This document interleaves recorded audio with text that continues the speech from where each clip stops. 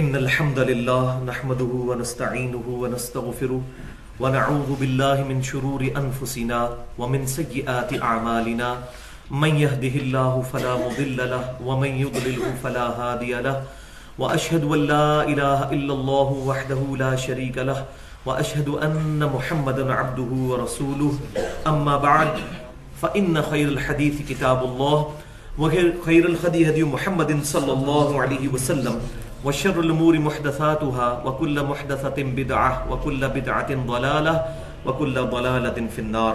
أعوذ بالله السميع العليم من الشيطان الرجيم من همزه ونفخه ونفثه. بسم الله الرحمن الرحيم. رب اشرح لي صدري ويسر لي أمري واحلل عقدة من لساني يفقهوا قولي. بسم الله الرحمن الرحيم. إن الله وملائكته يصلون على النبي يا أيها الذين آمنوا صلوا عليه وسلموا تسليما. اللهم صل على محمد وعلى آل محمد كما صليت على إبراهيم وعلى آل إبراهيم إنك حميد مجيد. اللهم بارك على محمد وعلى آل محمد كما باركت على إبراهيم وعلى آل إبراهيم إنك حميد مجيد. پچھلی دفعہ ہم نے تفصیلی گفتگو کی تھی نماز خوف اور مسافر کی نماز اور جمع بین الصلاتین، یعنی سفر کے دوران نمازوں کو جمع کرنا، اور اس پر تقریباً میں نے 25 منٹ گفتگو کی تھی. لیکن ان میں سے کچھ چیزیں ایسی ہیں جن کی وضاحت ابھی باقی ہے. انشاءاللہ میں شروع میں پہلے اس کو کور کروں گا. پہلی چیز یہ کہ صحیح بخاری اور صحیح مسلم کی متفقن علیہ حدیث ہے کہ سیدنا عبداللہ بن عمر رضی اللہ تعالی عنہ نے ایک سفر کے دوران ظہر کی نماز پڑھائی، اور آپ رضی اللہ تعالی عنہ 2 فرض پڑھا کر اپنے خیمے میں چلے گئے. تو بعد میں لوگ سنتیں ادا کرنے لگے. تو عبداللہ بن عمر رضی اللہ تعالی عنہما نے پوچھا کہ یہ لوگ کیا پڑھ رہے ہیں؟ تو بتایا گیا کہ یہ نوافل یعنی سنتیں ادا کر رہے ہیں، سنت مؤکدہ. تو ابن عمر رضی اللہ تعالیٰ عنہ نے فرمایا کہ اگر نوافل ہی ادا کرنے ہوتے تو میں فرض نہ پورے پڑھ لیتا. میں نبی صلی اللہ علیہ وآلہ وسلم کے ساتھ رہا، سیدنا ابوبکر، سیدنا عمر، عثمان رضی اللہ عنہم اجمعین کے ساتھ رہا. ان میں سے کسی کو بھی میں نے سفر کے دوران 2 فرض سے زیادہ پڑھتے ہوئے نمازوں میں نہیں دیکھا. ہاں مگر جو مغرب کی نماز ہے اس کے لیے الگ سے حدیث موجود ہے مسند امام احمد میں صحیح سند کے ساتھ کہ مغرب کی نماز جو ہے وہ 3 رکعت پڑھنی ہے، باقی تمام نمازیں 2 رکعت. صحیح بخاری اور مسلم کی ایک اور حدیث ہے متفقن علیہ کہ عبداللہ بن عمر رضی اللہ تعالی عنہما کہتے ہیں کہ میں نبی صلی اللہ علیہ وسلم کے ساتھ سفر میں رہا یہاں تک کہ آپ صلی اللہ علیہ وسلم دنیا سے تشریف لے گئے. پھر میں سیدنا ابوبکر صدیق رضی اللہ تعالیٰ عنہ کے ساتھ سفر میں شریک رہا حتیٰ کہ اللہ تعالیٰ نے انہیں بھی موت دے دی. پھر میں سیدنا عمر رضی اللہ تعالیٰ عنہ کے ساتھ سفر میں شریک رہا یہاں تک کہ ان کی بھی موت آ گئی. پھر میں سیدنا عثمان غنی رضی اللہ تعالیٰ عنہ کے ساتھ بھی سفر میں شریک رہا یہاں تک کہ اللہ تعالیٰ نے ان کو دنیا سے اٹھا لیا. میں نے ان میں سے کسی کو بھی فرض نماز 2 رکعت سے زیادہ پڑھتے ہوئے سفر میں نہیں دیکھا، اور ان کے علاوہ اور رکعتیں جو ہے 7 نوافل سنت مؤکدہ وہ پڑھتے ہوئے نہیں دیکھا. لیکن یہاں یہ بات بھی یاد رکھیں کہ ابن عمر رضی اللہ تعالی عنہما صحیح روایت ہے، صحیح بخاری اور مسلم کی متفقن علیہ حدیث ہے، وہ کہتے ہیں کہ نبی صلی اللہ علیہ وسلم سفر کے دوران فرض نماز سواری سے اتر کر زمین پر پڑھا کرتے تھے، جبکہ آپ صلی اللہ علیہ وسلم نفلی نماز تہجد اور وتر وغیرہ سواری پر ہی ادا فرمایا کرتے تھے اور رکوع اور سجدوں کے لیے اشارہ فرمایا کرتے تھے، اور اس میں قبلے کا بھی اہتمام نہیں کرتے تھے. سواری جہاں جہاں مڑتی جاتی آپ صلی اللہ علیہ وسلم اسی طرح نماز پڑھتے چلے جاتے. تو اس حدیث سے یہ بات پتہ چلی کہ نبی صلی اللہ علیہ وآلہ وسلم سفر میں نوافل بھی ادا فرمایا کرتے تھے. اچھا، اب یہ نوافل کون سے تھے؟ یہ وہ نوافل نہیں ہے جو فرض نماز کے ساتھ سنت مؤکدہ ہوتی ہیں، بلکہ اس کے علاوہ نوافل ہیں. لیکن اس سے کم از کم یہ ثبوت ضرور مل گیا کہ سفر کے دوران نوافل پڑھے جا سکتے ہیں، یہ جائز ہیں، نبی صلی اللہ علیہ وسلم سے پڑھنا ثابت ہے. اور یہاں یہ بھی حدیث یاد رکھیں جو سنن ابی داؤد کے اندر صحیح سند کے ساتھ موجود ہے کہ امام کائنات سید الاولین والآخرین شفیع المذنبین رحمت للعالمین سیدنا و مولانا امام اعظم محمد رسول اللہ صلی اللہ علیہ وسلم نے فرمایا کہ قیامت والے دن جب کسی کے فرض کم پڑ جائیں گے نامہ اعمال میں اور اس کے فرضوں میں کوتاہی ہوگی تو اللہ تعالیٰ فرشتوں سے فرمائے گا اس کے نوافل دیکھو، اور اگر نوافل موجود ہوئے تو ان کو فرضوں کے بدلے تول کر اللہ تبارک و تعالیٰ اس پر رحم فرمائے گا۔ تو یہ نفلی عبادات جتنی ہیں ان کو معمولی نہیں سمجھنا چاہیے، لیکن اس میں بھی پینڈولم کی دو ایکسٹریم ہے۔ بعض لوگ یہ کہتے ہیں کہ فرض نماز کے علاوہ نوافل بھی پڑھنا سفر کے دوران یہ ضروری ہے، تو ان کا موقف بالکل غلط ہے۔ یہ آپشنل ہے، اگر کوئی پڑھ لیتا ہے تو ثواب ہے، اگر کوئی نہیں پڑھتا تو کچھ گناہ نہیں ہے، لیکن پریفریبل یہی ہے کہ نوافل ساتھ نہ پڑھے جائیں۔ اسی طریقے سے جو لوگ ڈرائیورز ہیں یا نوکری پیشہ لوگ ہیں، یورپ کے اندر، امریکہ کے اندر لوگ کافی زیادہ لمبا سفر کر کے سب ویز کے ذریعے، ٹرینز کے ذریعے دوسرے شہروں میں جا کر نوکریاں کرتے ہیں اور ان کا اچھا خاصا سفر بنتا ہے، تو ان کے لیے بھی شریعت میں یہی حکم ہوگا کہ وہ اپنے سفر کے دوران نمازوں کو جمع کر سکتے ہیں، چاہے روزانہ ان کو جانا پڑتا ہے، روزانہ نمازیں جمع کر سکتے ہیں، ظہر اور عصر اور مغرب اور عشاء، اور دو دو رکعت پڑھیں گے، مغرب کے 3 فرض پڑھیں گے اور عشاء کے ساتھ وتر بھی پڑھیں گے۔ تو اس میں یہ نہیں دیکھا جائے گا کہ یہ روزانہ کا سفر ہے۔ اب یہاں سے ہمارے جیلم سے بھی اسلام آباد کے لیے یا لاہور کے لیے کئی ڈرائیور ہیں جو روزانہ سفر کرتے ہیں، تو یہاں سے اگر نکلتے ہیں تو ظہر جا کے ظہر اثر جمع کر سکتے ہیں لاہور پہنچ کے، اس طریقے سے واپس آ کے مغرب اور عشاء یہاں پر جمع کر سکتے ہیں، میں نے پچھلی دفعہ ڈیٹیل سے بتایا تھا۔ تو جمع بین الصلاتین کوئی ایشو نہیں ہوگا، بلکہ سفر حج کے دوران تو حنفی بھی یہ بات مانتے ہیں کہ نبی صلی اللہ علیہ وسلم نے میدان عرفات میں ظہر اور عصر کو جمع فرمایا اور مزدلفہ کے اندر مغرب اور عشاء کو جمع کیا، اور حنفی بھی وہاں جا کر نمازیں جمع کرتے ہیں، اگرچہ وہ عام حالت میں عام سفر میں نمازیں جمع کرنے کے قائل نہیں ہے۔ اب یہاں یہ بھی بات یاد رکھیں کہ ٹرین کے اندر اور ہوائی جہاز کے اندر جو نماز پڑھی جاتی ہے اس کے بارے میں اکثر لوگ پوچھتے ہیں کہ اس میں نماز پڑھنے کا کیا حکم ہوگا۔ تو جہاں تک ٹرین اور ہوائی جہاز کا تعلق ہے تو اس پر ہمارا کوئی کنٹرول نہیں ہوتا، لہٰذا اس کو اپنی مرضی سے روک کر نماز نہیں ادا کی جا سکتی۔ البتہ جو انسان خود ڈرائیونگ کر کے کار میں جاتا ہے یا اسی طریقے سے بسوں میں جاتا ہے، بس والوں کو ریکویسٹ کریں یا ہائیس والوں کو وہ نماز کے لیے روک لیتے ہیں، اور اگر نہ روکیں تو پھر یہ ہے کہ بندہ سفر کو اس طریقے سے مینج کرے کہ ظہرین اور مغربین پڑھنے کی تو اجازت ہے، اب لمبے سے لمبا کتنا اس نے سفر کرنا ہوگا، یعنی فجر کی نماز آج کل تقریباً جماعت جو ہے وہ 5:45 بجے ہو رہی ہے اور مغرب ہو رہی ہے 6:15 بجے، تو اگر وہ 5:45 بجے فجر کی نماز پڑھ کے نکلتا ہے تو ابھی اس کے پاس تقریباً 11 گھنٹے تو کم از کم موجود ہے، یعنی مغرب سے آدھا پونا گھنٹہ پہلے تک وہ زور اور اثر جمع کر کے پڑھ سکتا ہے۔ تو کتنا لمبا اس نے سفر کرنا ہے، لاہور کا بھی زیادہ 3 گھنٹے کا سفر ہے۔ تو میں نہیں سمجھتا آج کل کے دور کے اندر کوئی ایشو رہا ہے، نمازیں جمع کرنے کی وجہ سے کوئی پرابلم ہی نہیں ہے۔ اسی طریقے سے وہاں اگر کوئی بندہ مغرب پڑھ کے نکلتا ہے تو کتنا سفر کرے گا، پوری رات بھی سفر کرے، تو ٹرین بھی بعض اوقات اپنے سفر کے دوران اتنی لمبی نہیں چلتی، کہیں نہ کہیں وہ زیادہ دیر کے لیے رکتی ہے، تو فرض نماز ٹرین میں قبلہ رخ کا اہتمام کرتے ہوئے قیام کی حالت میں ادا کرنی ہوگی، بیٹھ کے نماز کوئی نہیں ہوگی۔ قیام نماز کا فرض ہے، بیٹھ کے نماز فرض نماز نہیں ہوتی۔ یا ٹرین سے اتریں یا ٹرین میں ہی کھڑے ہو کر جب اسٹیشن پہ ٹرین رکے تو نماز ادا کریں، اگر بالکل نہیں روکتی تو پھر جو ہے وہ چلتی ٹرین میں بھی نماز پڑھ سکتے ہیں، واجب الاعادہ بھی نہیں ہوگی۔ اسی طریقے سے جہاز میں بھی، جو سعودی ایئر لائن میں مجھے کافی دفعہ اتفاق ہوا ہے سفر کرنے کا، اس میں تو باقاعدہ انہوں نے نماز کے لیے پیچھے تھوڑا سا پورشن بنایا ہوتا ہے، اس پہ قبلہ ڈائریکشن بھی آ رہی ہوتی ہے، تو قبلے کا اہتمام اس سواری میں بھی کرنا ہوگا، تو کھڑے ہو کر نماز ادا کریں۔ یہ جو بعض اوقات یہ لوگ کہہ دیتے ہیں جی آپ سیٹ پہ ہی نماز پڑھ لیں، تو اس طریقے سے فرض نماز نہیں ہوگی۔ البتہ نفلی نمازیں جو ہیں وہ سیٹ پہ ہو جائیں گی، میں نے پہلے بھی بتایا کہ اس میں اشاروں سے آپ رکوع اور سجدے ادا کریں گے، لیکن فرض نماز قیام اس کے لیے فرض ہے۔ اس سے وہ لوگ بھی عبرت حاصل کریں جو لوگ مسجد کے باہر کھڑے ہو کر گھنٹوں گپے لگا لیتے ہیں لیکن مسجد میں جا کے بیٹھ میں نماز پڑھتے ہیں، ادھر کھڑے ہوتے ہوئے ان کو تکلیف ہوتی ہے۔ اگر کسی کو گھٹنے کا مسئلہ ہے وہ الگ بات ہے، لیکن جو لوگ خصوصاً بوڑھی عمر کے لوگ ہیں ان کو دیکھا ہے کہ ویسے ان سے گپے جتنی مرضی مروا لیں لیکن نماز جو ہے وہ بیٹھ کے پڑھتے ہیں، تو نماز بیٹھ کے نہیں ہوتی، قیام فرض نماز کے لیے فرض ہے۔ اب یہاں پر ایک اور بحث وہ وطن اصلی اور وطن نقلی کے اعتبار سے ہے کہ کون سا وطن انسان کا اصلی وطن ہے اور کون سا جو ہے وہ عارضی وطن ہے۔ ویسے دنیا تو انسان کے لیے ہے ہی عارضی، لیکن دنیا میں بھی وطن اصلی خاص طور پر وہ وطن ہوگا جہاں پر انسان کے آباء و اجداد رہتے ہوں، جہاں اس کی پراپرٹی ہو، جہاں اس کا ذاتی گھر ہو، عموماً جہاں پر رہتا ہو، جس کو بنیاد بنا کر وہ دوسری جگہوں کا سفر اختیار کرتا ہے، اس کو ہم کہیں گے وطن اصلی. تو وطن اصلی کے اندر ہمیشہ نماز مکمل پڑھی جائے گی.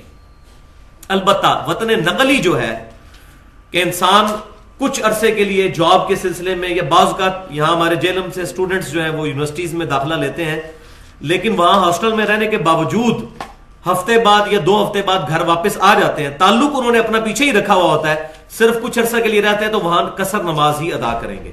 لیکن وہی بات کہ قصر واجب نہیں ہے، اگر ادا کریں گے تو ٹھیک، اگر نہیں کرتے پوری نماز بھی پڑھتے ہیں تو تب بھی ٹھیک.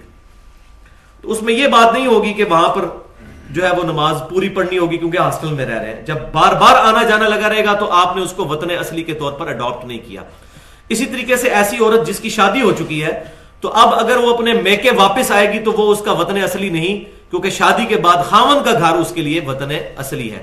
چاہے خاوند کہیں پر کرائے پہ رہتا ہو یا ذاتی گھر میں، جہاں خاوند رہتا ہے اس کی بیوی بچے اگر ساتھ رہتے ہوں گے، چاہے کرائے کے گھر میں چاہے ذاتی گھر میں، وہ اس کے لیے وطن اصلی ہوگا، عورت کے لیے بھی اور مرد کے لیے بھی. اور جہاں کہیں انسان کو شک پڑ جائے تو وہاں نماز بندہ پوری پڑھ لے. بڑی زبردست حدیث ہے سنن نسائی کے اندر صحیح سند کے ساتھ کہ سیدہ عائشہ رضی اللہ تعالیٰ عنہ کہتی ہیں کہ ایک سفر کے دوران میں نبی صلی اللہ علیہ وسلم کے ساتھ تھی، تو میں نے سفر میں روزہ بھی رکھا ہوا تھا اور میں نے نماز بھی پوری پڑھی، یعنی 4 فرض پڑھے، اور نبی صلی اللہ علیہ وسلم نے قصر نماز ادا فرمائی اور آپ صلی اللہ علیہ وسلم نے روزہ بھی نہیں رکھا ہوا تھا. تو میں نے جب نبی صلی اللہ علیہ وسلم کی خدمت میں عرض کی کہ اللہ کے نبی صلی اللہ علیہ وسلم آپ نے نماز جو ہے وہ قصر فرمائی ہے، 2 فرض پڑھے ہیں، میں نے 4 پڑھے ہیں، آپ نے سفر میں روزہ نہیں رکھا ہوا اور میں نے روزہ رکھا ہوا ہے، تو آپ صلی اللہ علیہ وسلم نے فرمایا اے عائشہ تو نے اچھا کام کیا ہے، اور مجھ پر بھی کوئی ایسا معاملہ نہیں ہے جو میں نے سفر کے اندر روزے کو چھوڑا اور نماز کو قصر ادا کیا. اس سے یہ بات پتہ چلی کہ نبی صلی اللہ علیہ وسلم نے سفر کے دوران نماز مکمل ادا کرنے پر یعنی فرض پورے پڑھنے پر سیدہ عائشہ کی تعریف کی. تو لہٰذا یہ جو مشہور ہے ہمارے حنفی بھائیوں کے اندر کہ قصر کرنا واجب ہے، تو وہ بالکل ہی بے دلیل بات ہے. یہاں تو نبی صلی اللہ علیہ وسلم تعریف فرما رہے ہیں سیدہ عائشہ کی کہ آپ نے پوری نماز ادا کی.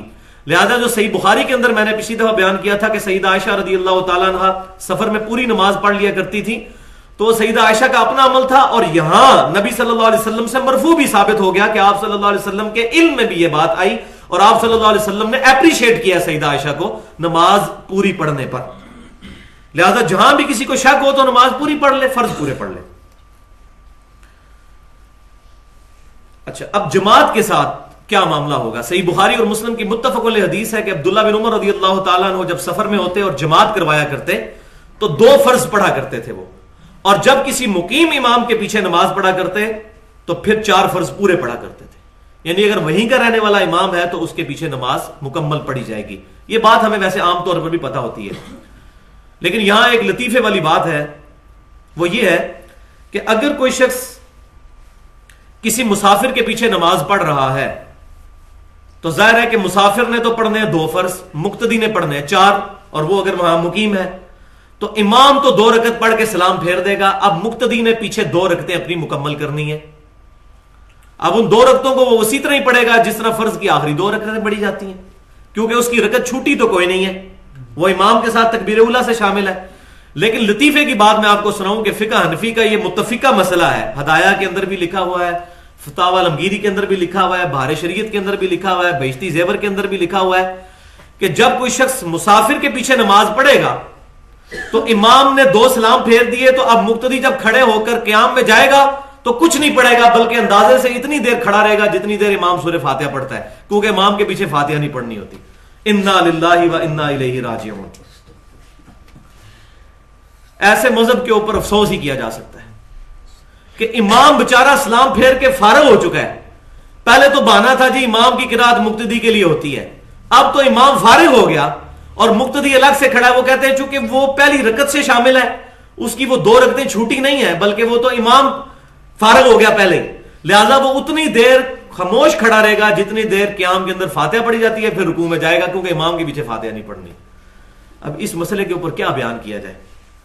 کتنا مزہ کا خیز یہ مسئلہ ہے، حالانکہ بالکل یہ متفق علیہ حدیث ہے بخاری اور مسلم کی کہ نبی صلی اللہ علیہ وسلم نے فرمایا کہ جو شخص فاتحہ نہیں پڑھتا اس کی نماز ہی نہیں ہوتی.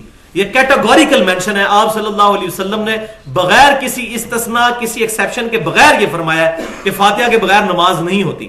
اور صحیح مسلم میں تو گاڑا فتویٰ ہے سیدنا ابو ہریرہ رضی اللہ تعالیٰ عنہ کا، صحیح مسلم کے اندر جب ان سے ایک تابعی نے پوچھا کہ آپ فرماتے ہیں کہ فاتحہ کے بغیر نماز ناقص ہے ناقص ہے ناقص ہے، 3 دفعہ فرمایا نبی صلی اللہ علیہ وسلم کے ریفرنس سے.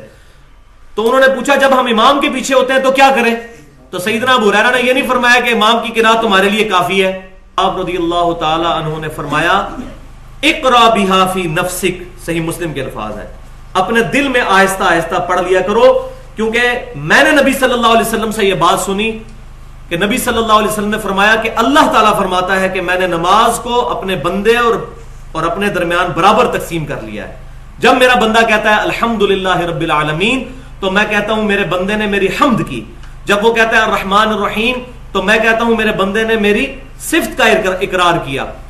جب میرا بندہ کہتا ہے مالک یوم الدین تو میں کہتا ہوں میرے بندے نے میری بزرگی کا اعتراف کیا. جب وہ کہتا ہے ایاک نعبد و ایاک نستعین تو یہ میرے اور میرے بندے کے درمیان کامن ہے، پس میرے بندے نے جو مجھ سے مانگا میں نے اسے عطا کیا.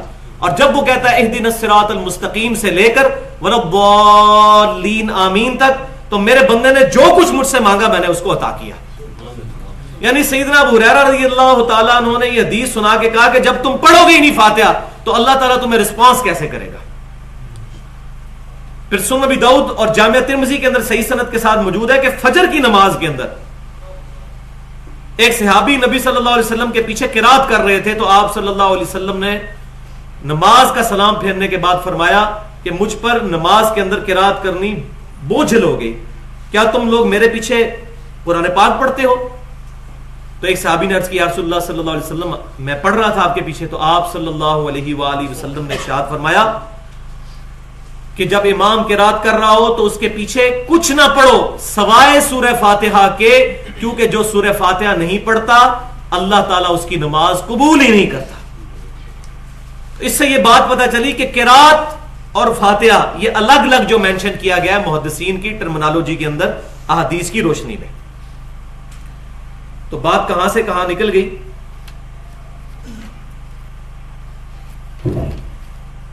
اسی طرح پچھلی دفعہ سورۃ النساء کی آیت نمبر 103 کے تحت یہ جو آیت ہم نے پڑھی تھی ان الصلاۃ کانت علی المؤمنین کتابا موقوتا، بے شک نماز مسلمانوں پر وقت باندھا ہوا فرض ہے. اس آیت کے تحت نماز کے اوقات کے حوالے سے اور نماز کی امپورٹنس کے حوالے سے میں نے تقریباً 35 منٹ گفتگو کی تھی. اس میں بھی کچھ چیزیں ایسی ہیں جو میں سمجھتا ہوں کہ آج بیان کر دوں اسی کانٹیکسٹ میں مزید. وہ اس لیے کہ نماز مسلمانوں کے لیے اہم ترین فرض ہے. اللہ تبارک و تعالیٰ نے سورہ مریم کے اندر باری باری کئی انبیاء کرام علیہ السلام کا ذکر کیا ہے. سیدنا ابراہیم علیہ السلام، سیدنا اسماعیل علیہ السلام، سیدنا ادریس علیہ السلام، سیدنا زکریا علیہ السلام، مختلف پروفٹس کا ذکر کر کے پھر اس کو کنکلوڈ کیا ہے آیت نمبر 58 کے اندر. تمام انبیاء کا ذکر اکٹھا کر کے فرمایا کہ ان کے اندر یہ خوبی تھی کہ یہ اللہ تعالیٰ کی طرف رجوع لانے والے تھے، اور جب ان کو اللہ کی آیات سنائی جاتی تھی تو یہ سجدے میں گر جایا کرتے تھے. اس کے بعد فوراً بعد اللہ تبارک و تعالیٰ نے ارشاد فرمایا سورہ مریم آیت نمبر 59 بسم اللہ الرحمن الرحیم فخلف من بعدهم خلف اضاعوا الصلاۃ، پھر ان انبیاء کے بعد ان کے جانشین وہ بنے جو ناخلف لوگ تھے. اور ان کی کیا تھی خصوصیت؟ نٹوریس خصوصیت ان کی کیا تھی؟ اضاعوا الصلاۃ، انہوں نے نمازوں کو ضائع کیا. واتبعوا الشہوات، اور شہوات کی پیروی کی.